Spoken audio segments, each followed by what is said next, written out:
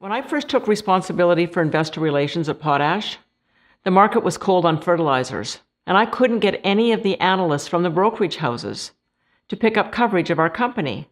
They kept saying, "There's no liquidity in your shares, so I'm not going to get a return on the investment of my time from writing a report, so I'm not interested."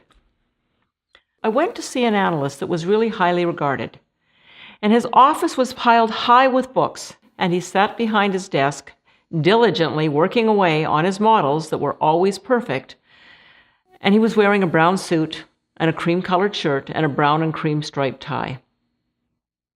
And I used my masculine energy, told him all the reasons why our company was good, and asked for coverage of our company. And he gave me the same answer I'd always heard before. And I could see that my masculine energy of being direct and open and honest up front wasn't going to work. I needed to use my feminine energy and develop a relationship. So I said, "Look at the tie that you're wearing. It's really boring. Look at your boss's tie. He's a little short guy, and he's not afraid to step outside his comfort zone. He wears ties with stock market symbols all over them.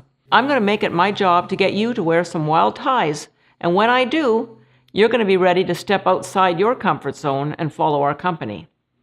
So I found a tie that was bright blue with bright yellow corn cobs all over it. And I sent him a note, and I said, "Look, all of the corn that's used all over the world needs potash on it. You should be covering our company." And I'd give him a call, and I'd talk to him about world conditions and say, "Here's what's happening in China, and here's what's happening in Russia. And by the way, what tie are you wearing?" And he'd always be kind of bashful and say, "Oh, my old boring tie." And I'd find another tie that had tractors all over it, and I'd send it to him and say, "All of the developed countries in the world are predicated on a good agricultural economy. When are you going to start covering our company?"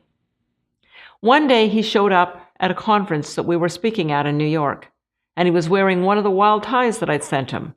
And I called people over and said, "Look how great he looks." And he said, "Yes, and today I started covering your company. I've put out a buy." So you see, I used feminine energy to form a relationship, and ultimately, I turned that relationship into a transaction by using my masculine energy. Each and every one of us needs to use both energies to get the results that we want.